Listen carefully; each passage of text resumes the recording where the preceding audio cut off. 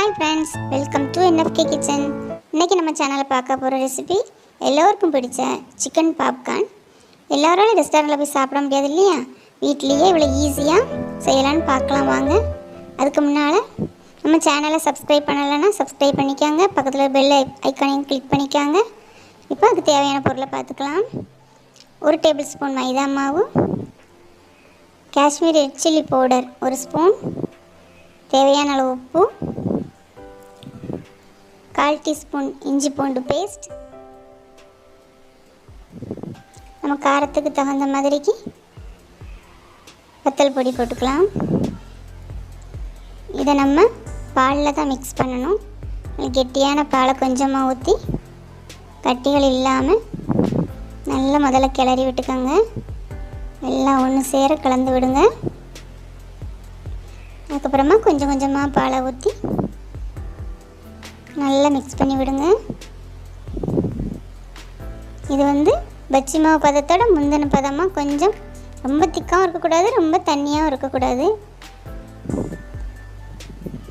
இந்த பக்குவத்தில் நம்ம பாலை ஊற்றி மட்டும்தான் மிக்ஸ் பண்ணணும்.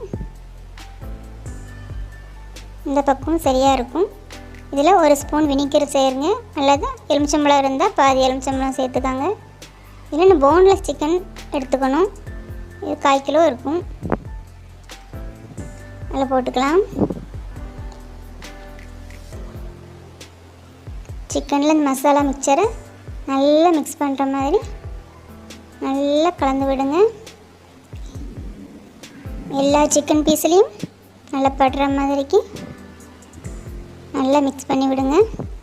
இதை ஒரு 4-5 மணி நேரம் நம்ம ஃப்ரிட்ஜில் வச்சு ஊற வச்சுக்கலாம். இப்போ பாப்கார்னுக்கு மேலே தூவி சாப்பிட்றதுக்காக ஒரு பொடி ரெடி பண்ணிக்கலாம். அதுக்கு 2 ஸ்பூன் வெள்ளை எள்ளு, கொஞ்சம் உப்பு, 1/4 ஸ்பூன் ஆம்ச்சூர் பொடி, 1/4 ஸ்பூன் வத்தல் பொடி போட்டு மிக்ஸியில் ஃபைன் பவுடராக இல்லாமல் கோர்ஸ் பவுடரை திரிச்சு வச்சுக்காங்க. இப்போ மைதா மாவில் நம்ம கொஞ்சம் உப்பு, கொஞ்சம் மிளகுத்தூள், கொஞ்சம் வத்தல் பொடி போட்டு நல்லா கலந்து விடுங்க. இப்போ நம்ம ஊற வச்சுருக்க சிக்கன் எடுத்து மாவில் நல்லா டிப் பண்ணிக்கலாம். சிக்கன் பீஸில் எல்லாம் படுற மாதிரிக்கு மாவில் நல்லா கோட் பண்ணிக்காங்க. கொஞ்சம் ஐஸ் வாட்டர் ஒன்று எடுத்து வச்சுக்கலாம். ஐஸ் வாட்டரில் நம்ம 1 நிமிஷம் டிப் பண்ணி திரும்பவும் இதே மாவில் போட்டு மாவால் நல்லா கோட் பண்ணுங்கள். நல்லா அழுத்தி விடாமல் மாவை நல்லா பரட்டி போட்டு எடுங்க. இப்படி எடுத்து விட்டு கொஞ்சம் இப்படி உதறி விட்டுட்டானைக்கு எக்ஸஸாக உள்ள மாவெல்லாம் வெளியில் வந்துடும். இது நம்ம பொரிச்சதுக்கப்புறமா ஒரு லேயர் ஒன்று ஃபார்ம் ஆகும். இதில் அதான் பாப்கார்ன் சிக்கனுக்கு நல்லாயிருக்கும். அதே மாதிரி நம்ம எடுத்து வச்சுருக்க எல்லா பீஸையும் இதே மாதிரி செஞ்சுக்கலாம். வாட்டர் நல்லா சில்லாக இருக்கணும்.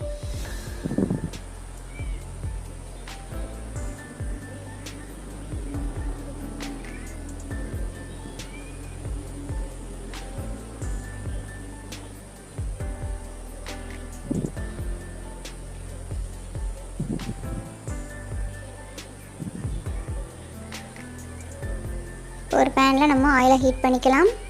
மீடியமான ஃப்ளேமில் வைங்க. இப்போ ஒரு பீஸாக போட்டுக்கலாம்.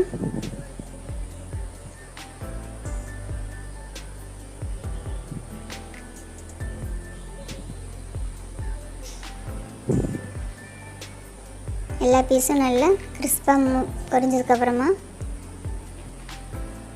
நம்ம எடுத்துடலாம். நம்ம சிக்கன் பாப்கார்ன் அட்டகாசமாக வீட்லேயே சூப்பராக ரெடி பண்ணிட்டோம் பாருங்கள். மேலே நல்லா க்ரன்ச்சியாக கிறிஸ்பாக, உள்ள நல்லா சாஃப்டாக இருக்கும். நான் இதை பெப்பர் கார்லிக் மைனஸோடு சர்வ் பண்ணியிருக்கேன்.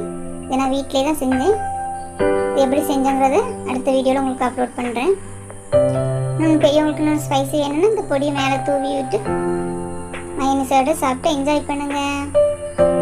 நம்ம அட்டகாசமான அருமையான சிக்கன் பாப்கார்ன் தயார்.